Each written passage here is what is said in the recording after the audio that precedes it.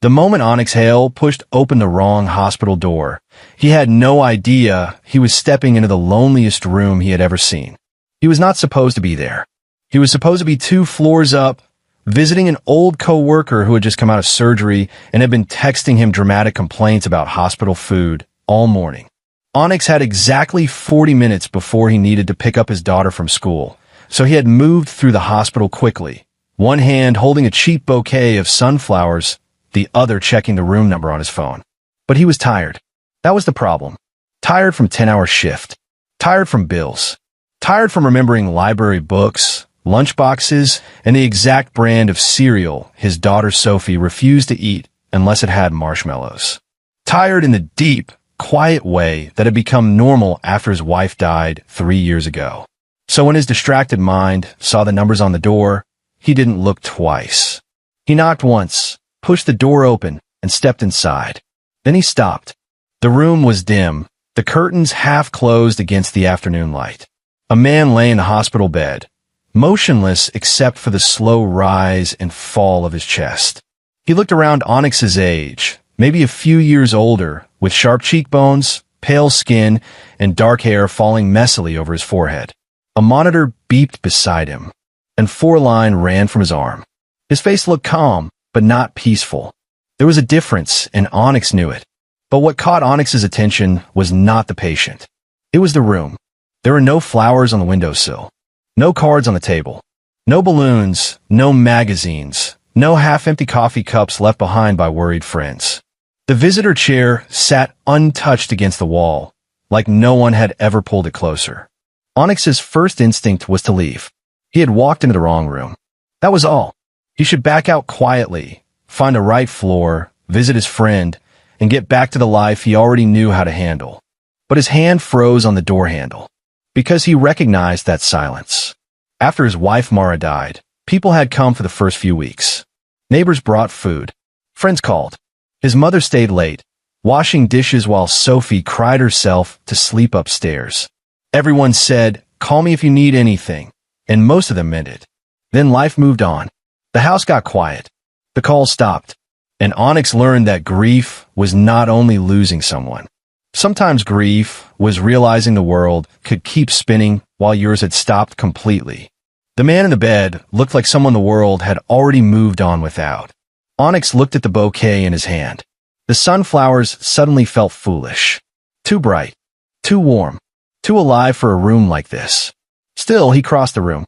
He didn't say anything. He didn't leave a note.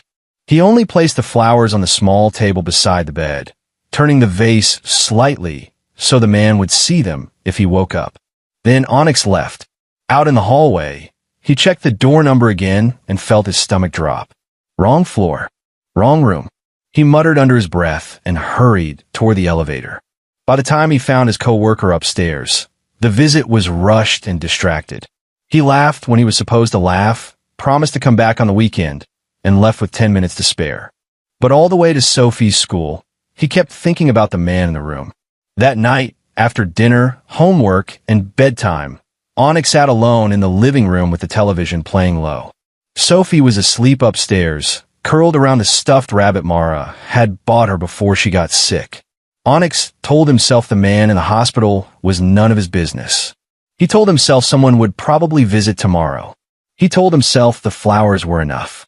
3 days later, he was back at the hospital. He did not have a good excuse. Sophie was with his mother for dinner, and Onyx should have gone home to fix the leaking sink or fold the laundry sitting in a basket since Sunday.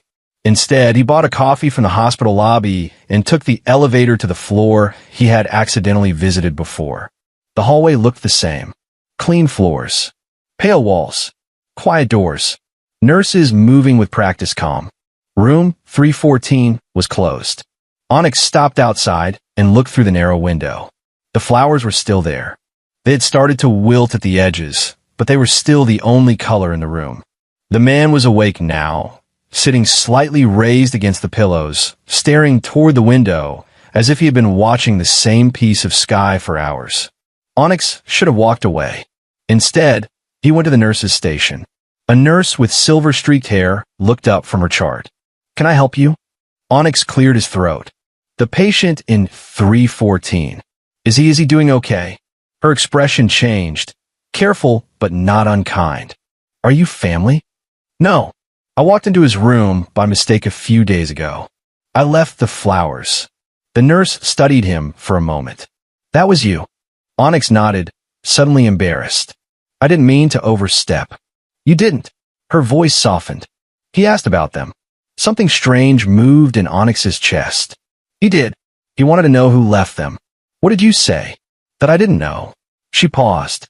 "You didn't leave a card." "I know." "Why not?" Onyx looked back toward the room. "I guess I didn't want him to feel like he owed anyone a thank you." The nurse was quiet for a second, then gave a small smile. "His name is Percy Vale." The name meant nothing to Onyx, and he was glad it didn't. "Does he have anyone? Family? Friends?" The nurse's smile faded. That was answer enough. "He's been here nearly 3 weeks," she said. "I haven't seen anyone stay longer than 10 minutes, and most of them were lawyers or staff members." "Staff? He's a wealthy man," she said simply. "But money doesn't sit beside you at night." Onyx looked down at the coffee in his hand. It had gone lukewarm. He did not know Percy Vale. He had no reason to care about him. But the thought of someone lying in that room for 3 weeks, surrounded by machines and silence, made something inside him ache. "Can I leave something for him?" Onyx asked. The nurse raised an eyebrow. "Something like what?" He held up the coffee, then realized how ridiculous that looked. "Not this. I'll bring something better." The nurse's smile returned, faint but real. "I think he'd like that." The next day, Onyx brought a book. He left it with the nurse, and told himself that was the end of it. But 2 days later, he brought another coffee, then a soft gray blanket, then a small notebook because the nurse mentioned Percy had trouble sleeping and sometimes stared at the ceiling until morning. Each time, he planned not to come back. Each time he did. And each time, Percy noticed. On the 4th visit, Onyx turned to leave after dropping off a paper bag with a sandwich from a cafe near his workplace. Before he reached the door, a quiet voice stopped him. "You're the Sunflower Man." Onyx froze. Percy was awake, watching him from the bed. His voice was low, rough from disuse, but steady. Onyx turned slowly. "I guess I am." Percy's eyes moved over him, sharp despite the exhaustion in his face. "Do you usually sneak into hospital rooms and leave things for strangers?" "No." "Then why me?" Onyx could have lied. He could have said it was nothing, just a mistake, just kindness, just one of those things people do. But Percy looked too tired for lies. So Onyx said, "Because I know what it feels like when nobody comes back." For the first time, Percy's guarded expression cracked. Only a little, but Onyx saw it. Percy looked toward the sunflowers, now dried and fading in the vase. "People usually want something." "I don't." "That's what people say before they ask." Onyx almost smiled. "Then I'll try not to ask." The silence that followed should have been awkward, but it wasn't. It was heavy, yes, but not empty. Finally, Percy said, "What's your name?" "Onyx Hale." "Percy Vale." "I know. The nurse told me." "Did she also tell you I'm difficult?" "No." "She will." This time Onyx did smile. "I've met difficult people before." Percy looked at him for a long moment, as if trying to decide whether to believe him. Then his gaze dropped to the sandwich bag. "What is that?" "Turkey sandwich." "No tomato." "How did you know I hate tomato?" "I didn't. I hate tomato." Percy stared at him, then let out a quiet breath that was almost a laugh. It was small, barely there, but in that dim hospital room, it felt like the first sign of life. Onyx stayed only 10 minutes. He had Sophie to pick up, dinner to make, and a life that did not leave much room for strange men in hospital beds. But when he left, Percy did not look back at the ceiling. He looked at the flowers. At the nurse's station, the silver-haired nurse caught Onyx before he reached the elevator. "He spoke to you," she said. Onyx glanced back toward the room. "A little. That's more than he's given most people." "I didn't do anything." The nurse shook her head gently. "You came back." Onyx had no answer for that. The elevator doors opened. He stepped inside, but just before they closed, the nurse's words followed him down the hallway. "You're the only person who has." And for the first time since he had walked into the wrong room, Onyx understood that this was no longer just a mistake. It was becoming a choice. After that first real conversation, Onyx told himself he needed to stop going back to the hospital so often. The problem was, every time he decided that, Percy would text him. The first message came 2 days later while Onyx was unloading inventory at work. The sandwich was terrible. Onyx stared at the screen for a second before replying. You still ate it. I was hungry. Liar. A minute later, another message appeared. Maybe a little. Onyx smiled before he could stop himself. That was how it started. Not dramatically. Not all at once. Just small messages during the day. Complaints about hospital food. Photos of the terrible daytime television Percy was forced to watch. Sophie insisting Onyx send Percy pictures of every butterfly she found on the walk home from school. Somehow, without either of them meaning to, room 314 became part of Onyx's routine. Work. Sophie. Hospital. Home. Over the next 2 weeks, Percy changed slowly. Not physically at first. He still looked pale most days, still tired easily, still had moments where pain tightened around his eyes when he thought nobody noticed. But emotionally, something softened. The room no longer felt empty. There were books stacked beside the bed now. Sophie's butterfly drawings taped crookedly to the wall. A decent blanket folded over the chair. Coffee cups Percy pretended not to care about, but always finished completely. One evening, Onyx arrived after work to find Percy sitting up with a laptop balanced on his knees, visibly irritated. What happened to you? Onyx asked. Percy looked up. I just spent 2 hours on a conference call listening to rich men argue over numbers they already have too much of. Sound exhausting. It was. Sit down before I decide humanity isn't worth saving. Onyx sat in the chair beside the bed, loosening his jacket. Tough day. Percy snorted softly. You know what's funny? I spent 15 years building a company, so I'd never have to depend on anyone. Now I need help opening juice bottles. You could ask the nurses. I'd rather die. That dramatic, huh? You have no idea. Onyx laughed quietly, and Percy went still for half a second like he had not expected the sound. That happened more often lately. Percy would say something sarcastic, Onyx would laugh without thinking, and Percy would look oddly surprised every single time, as if he still wasn't used to someone responding to him warmly.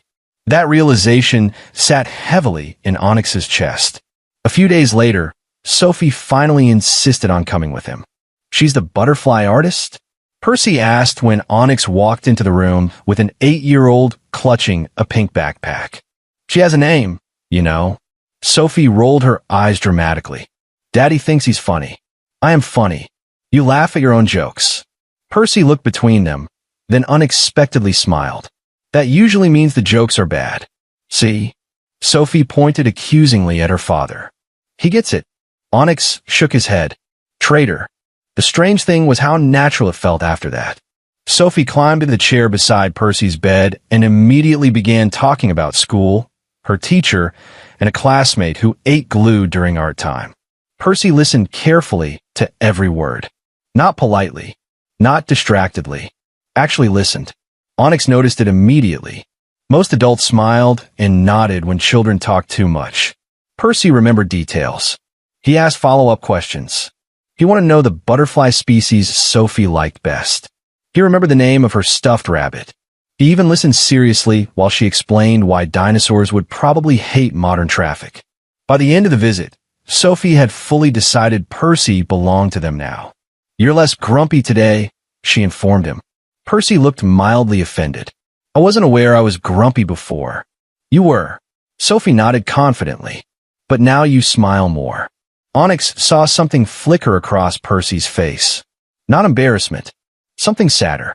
As if he genuinely could not remember the last time someone noticed whether he smiled. That stayed with Onyx long after they left. That night, after Sophie went to bed, Onyx found himself rereading Percy's text while sitting alone in the kitchen. He frowned at himself immediately.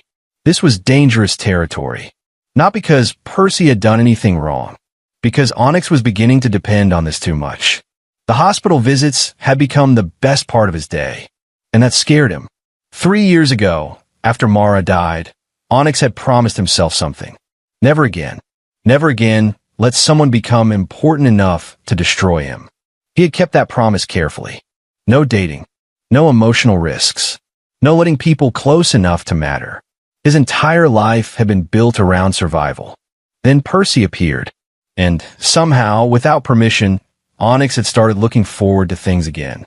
That realization unsettled him more than he wanted to admit. The next evening, he arrived at the hospital later than usual. Percy looked up immediately when the door opened. "You're late." Onyx blinked. "Traffic." "You're lying." "You can tell. You always tap the door twice before coming in. Today you only did it once." Onyx stared at him for a second. "You noticed that?"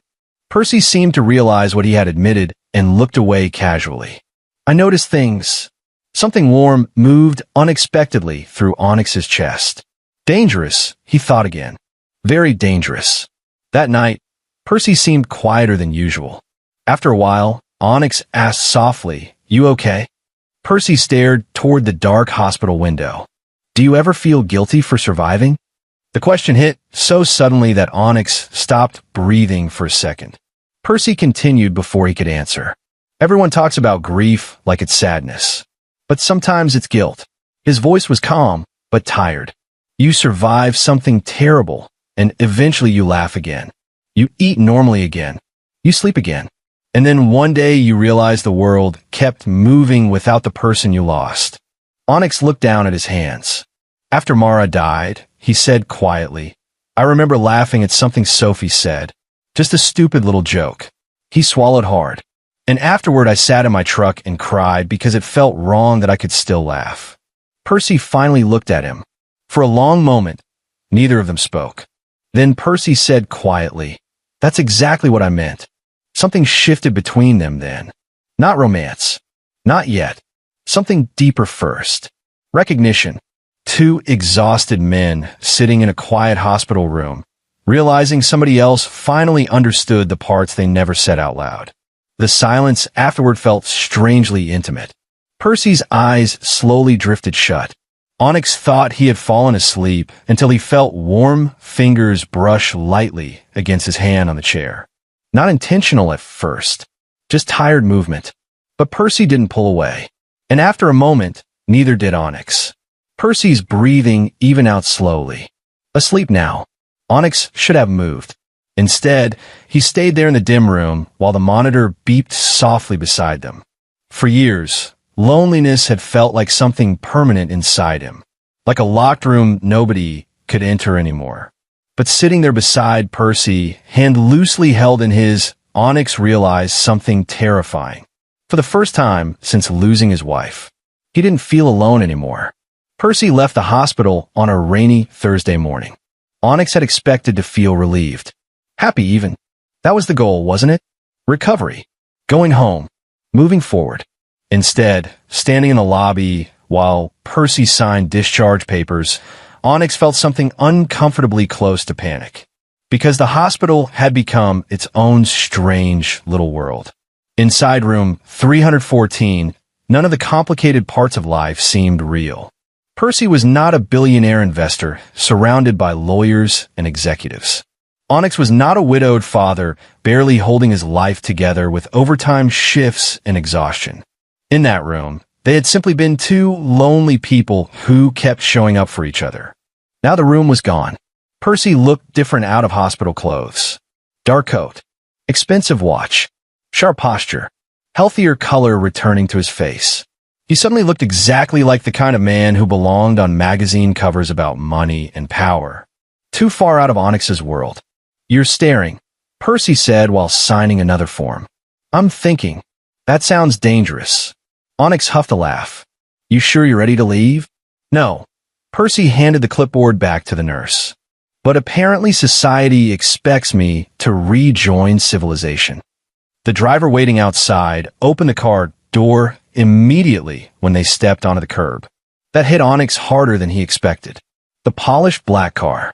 The driver in gloves. The effortless wealth. It reminded him that Percy's life existed in a completely different universe from his own. Percy noticed the hesitation immediately. "You okay?" "Yeah."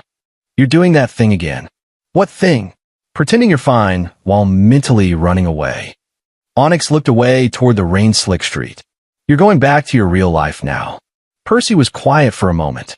Then he said softly, "And you think that means this ends?"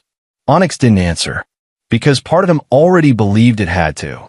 Still, later that evening, Percy texted him, "The apartment is unbearably quiet." Onyx replied before thinking, "You survived hospital food. You'll survive silence." 5 minutes later, "That's different." And somehow, despite every instinct telling him not to, Onyx drove to Percy's penthouse after Sophie fell asleep at his mother's house. The building alone made him uncomfortable. Glass walls, marble floors, a doorman who immediately recognized Percy's name. Onyx suddenly became hyper-aware of his worn boots and old jacket. The elevator opened directly into Percy's apartment, and for a second, Onyx genuinely forgot how to breathe. The place was enormous. Floor-to-ceiling windows overlooked the entire city. Expensive furniture sat untouched in perfect arrangements. Everything was sleek, modern, cold. It didn't feel lived in. It felt staged. Percy stood near the kitchen island in a dark sweater, sleeves rolled up slightly. For the first time since meeting him, there were no machines, no hospital walls, no monitors separating them. And somehow that felt far more dangerous. "Well," Percy asked lightly, "do I pass inspection?" Onyx looked around slowly. "This place feels like nobody actually lives here." Percy gave a small smile. "That's because nobody really does." The honesty in that answer lingered between them. Onyx walked toward the windows. The city lights stretched endlessly below. "You really stay here alone?" "Most nights I stayed at the office." Percy leaned against the counter casually. "This was mostly for sleeping and pretending I had a personal life." "That sounds miserable." "It was efficient." Onyx glanced back at him. "Those are not the same thing." Percy laughed quietly at that. Dinner was surprisingly normal. Takeout containers. Wine Percy barely touched. Soft music playing somewhere in the background. And yet the entire evening carried tension underneath it. Not bad tension. Awareness. Every time their eyes met, Onyx felt it. Every time Percy smiled at something stupid he said, he felt it harder. That terrified him.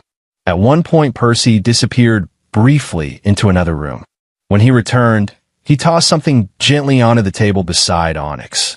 Onyx frowned. It was Sophie's butterfly drawing, folded carefully inside a plastic sleeve. "You kept this?" Percy looked almost embarrassed. "She gave it to me." Onyx stared at the drawing for a second too long. Then he noticed something else nearby. The dried sunflowers, pressed carefully between the pages of a book. His chest tightened instantly. "You kept those too?" Percy shrugged lightly, but his voice softened. "Nobody had ever brought me flowers before." That hit Onyx so hard he had to look away. Not because it was romantic, because it was sad. Deeply sad.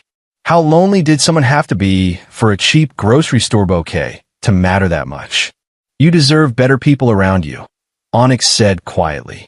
Percy leaned back against the counter. "Maybe," he paused, "or maybe I stopped letting people close enough to stay." Silence settled between them.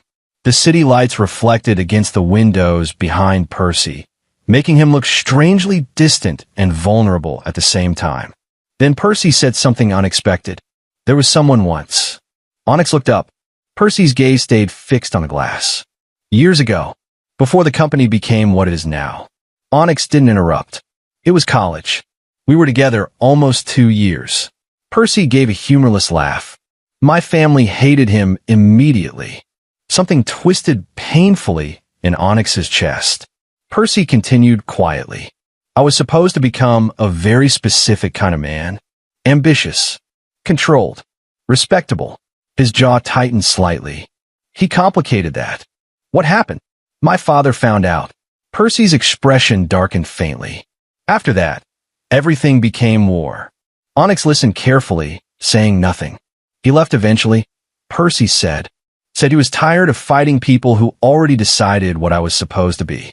And then, Percy looked down. "He died 6 months later. Car accident." The room went silent. Onyx suddenly understood something important. Percy's loneliness had not started in that hospital. It had started years ago, maybe even longer than Onyx's own grief. I buried everything after that, Percy admitted softly. Work was easier, safer. Numbers make more sense than people. Onyx swallowed hard, because for the first time, this no longer felt like curiosity or emotional attachment. It felt personal, too personal, and somewhere deep inside himself, Onyx realized the thing frightening him most was not Percy's past. It was the fact that none of it made him want to leave. That realization followed him home. That night, he stood in the kitchen staring at an old photograph of himself and Mara, her head against his shoulder. Sophie still a baby. The life he thought would last forever. He sat down slowly at the table, exhausted. Then his phone buzzed. Percy, thank you for coming tonight. Onyx stared at the message for a long moment before replying. You don't have to thank me every time. A pause. Then, I know. I just don't know what to do with someone staying. That line stayed in Onyx's chest all night. The next few days became worse. Because now Onyx noticed everything. How Percy relaxed around him in ways he didn't around anyone else. How his voice softened with Sophie. How instinctively Onyx reached for his phone whenever something happened during the day. How empty evenings felt if Percy didn't text. And eventually, the thought he had been avoiding finally surfaced clearly enough that he could no longer outrun it. Maybe this isn't about men or women anymore. Maybe it's just him. That realization terrified him enough that he stopped visiting for 3 days. Percy didn't text. That somehow felt worse. On the fourth night, Onyx finally drove back to the penthouse. Percy opened the door almost immediately, like he had been standing there already. Neither of them spoke at first. Then Percy said quietly, I thought you disappeared. Onyx looked exhausted. I tried to. Percy's expression shifted slightly at the honesty in that answer. You want to come in? Onyx nodded. And for the first time since meeting Percy Vale, he walked inside, knowing this was no longer just friendship. After that night at the penthouse, everything between them changed. Not loudly, not dramatically. Nothing was officially defined. Nobody confessed anything. Nobody sat down and labeled what this relationship had become. But the air between them felt different now. Heavier, closer, more dangerous. Onyx noticed it immediately in the smallest moments. The way Percy looked at him too long sometimes. The way silence no longer felt empty. The way Onyx's body had started recognizing Percy's presence before his mind did. And worst of all, the way he wanted more. That terrified him. For 3 years, grief had made his world simple. Small. Controlled. Work. Sophie. Survival. Now Percy had stepped into that carefully managed life and disrupted all of it. And Onyx no longer knew where the boundaries were. One Friday evening, Percy invited him over again after Sophie's dance practice. You look exhausted, Percy said the second Onyx walked inside. I am exhausted. Long day. Sophie accidentally glued part of her costume to another kid. Percy blinked once. How does that even happen? I stopped asking questions around 6 months ago. Percy laughed quietly and handed him a cup of coffee. That sound hit Onyx harder every time now. Because Percy laughed more these days. Not the polished, controlled amusement he used around other people. Real laughter. Warm. Unguarded. The kind that made Onyx feel like he was witnessing something private.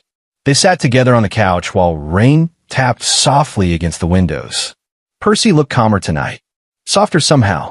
Then suddenly he said, You've been pulling away again. Onyx froze slightly. What?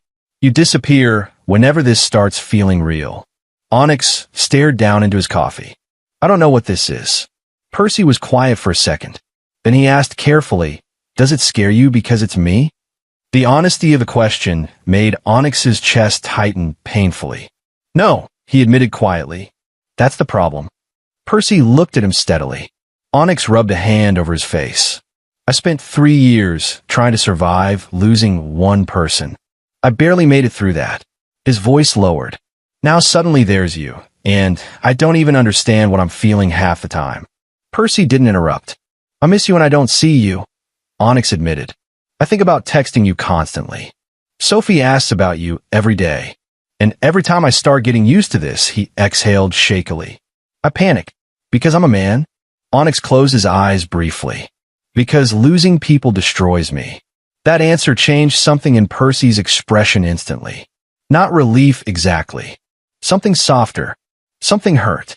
Percy set his coffee down slowly. Come here. Onyx looked up. Percy rarely asked for things directly. That alone made his chest ache. Slowly, Onyx moved closer.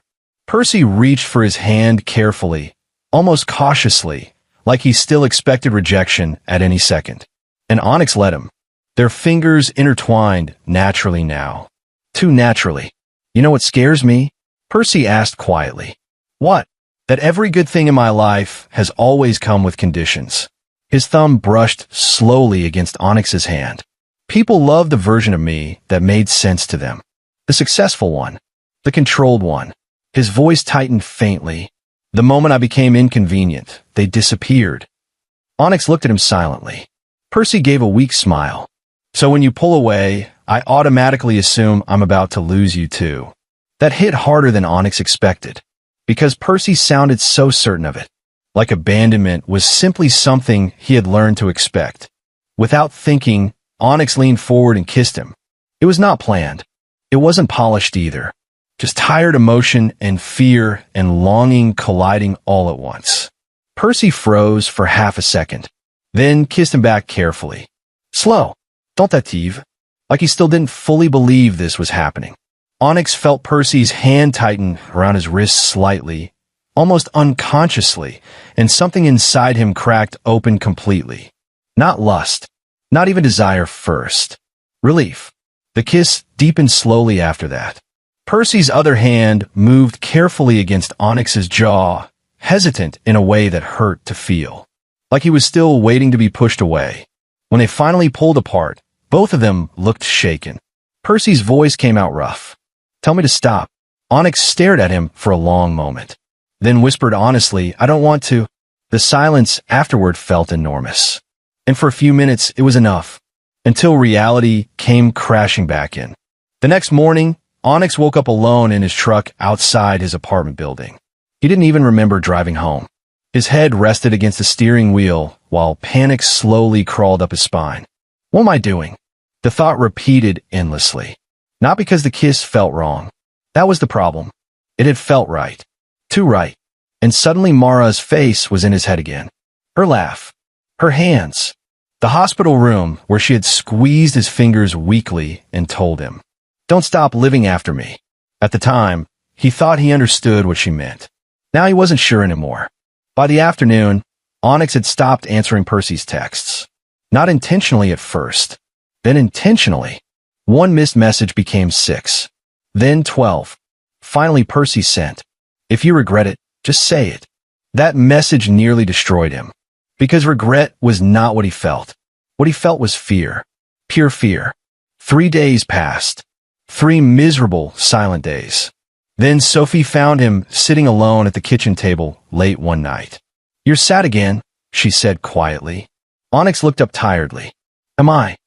You do the quiet thing when you're sad. He forced a smile. I'm okay. You miss Percy. Straight to the point. Always. Onyx rubbed his face tiredly. It's complicated.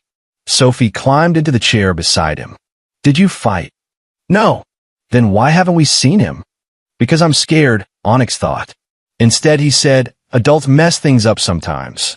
Sophie frowned. That sounds dumb. Despite everything, he laughed quietly. Then Sophie said something that shattered him completely. You smile more when he's around. Onyx went still. Sophie looked down at the table.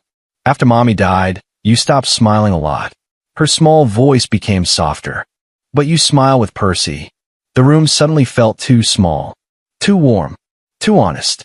I don't want you to be lonely forever, she whispered. Onyx had to look away immediately because his eyes burned. That same night, his phone rang. Not Percy. A number he didn't recognize. This is Adrian Mercer from Vale Capital's board. Onyx frowned immediately. Why are you calling me? We need to discuss Percy. Every instinct in his body sharpened instantly. What happened? Mister. Vale has become emotionally compromised recently. Onyx's expression darkened. He's refusing several transition agreements regarding company leadership. Frankly, Your relationship with him has complicated matters. Relationship. The word landed heavily. Coldly. We'd appreciate it if you encouraged him to step down quietly. Onyx stood so fast his chair nearly tipped over. You call me for that? It would be best for everyone involved. Onyx hung up immediately, then stared at the phone in disbelief. For the first time, he fully understood something terrifying. Percy's world would never allow him softness easily. Not without punishment. Not without trying to take something from him in return. And suddenly Onyx realized Percy had probably been carrying that pressure alone this entire time. 5 minutes later, he was in his truck driving toward the city. Because fear or not, there was no universe where he let Percy face that alone anymore. By the time Onyx reached Percy's building, it was nearly midnight. Rain streaked across the windshield while the city lights blurred gold and white against the wet streets. His hands tightened around the steering wheel the entire drive. Fear was still there. Confusion was still there. But underneath all of it was something stronger now. The realization that losing Percy scared him more than facing whatever this relationship had become. The elevator ride to the penthouse felt endless. When the doors finally opened, Onyx found Percy sitting alone in the dark living room, city lights glowing faintly behind him. No music, no television, just silence. Percy looked up slowly when he heard footsteps. For a second, neither of them spoke. Then Percy gave a tired smile that didn't reach his eyes. You finally answered. Onyx crossed the room immediately. Why didn't you tell me what was happening with the board? Percy's expression shifted slightly. Because I knew this would happen. What? You'd look at my life and realize it's too complicated. Onyx stared at him in disbelief. That's seriously what you think this is about? Percy stood slowly. Even exhausted, he still carried himself like someone used to hiding weakness. You disappeared for 3 days after kissing me, Onyx. What exactly was I supposed to think? That hit hard because Percy wasn't wrong. Onyx dragged a hand through his hair. I disappeared because I was scared. Percy looked away quietly.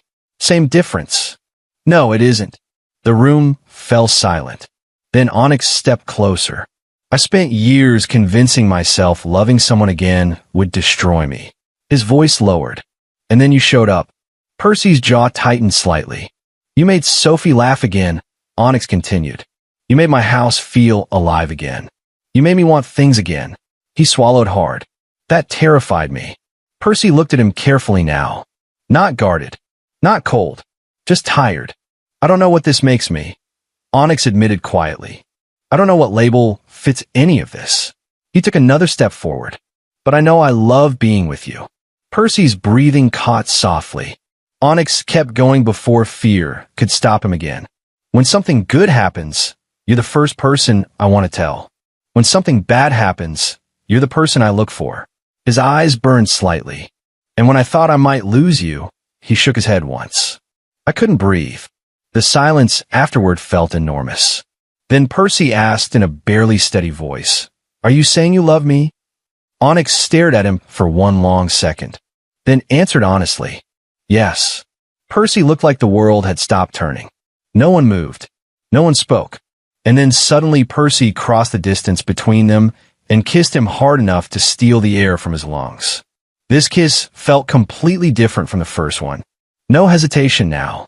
No uncertainty. Just weeks of fear and longing finally collapsing at once. Onyx pulled him closer instinctively, one hand gripping the back of Percy's sweater while Percy's fingers tightened against his shoulders like he was afraid this might disappear if he let go. When they finally broke apart, Percy rested his forehead against Onyx's and laughed shakily under his breath.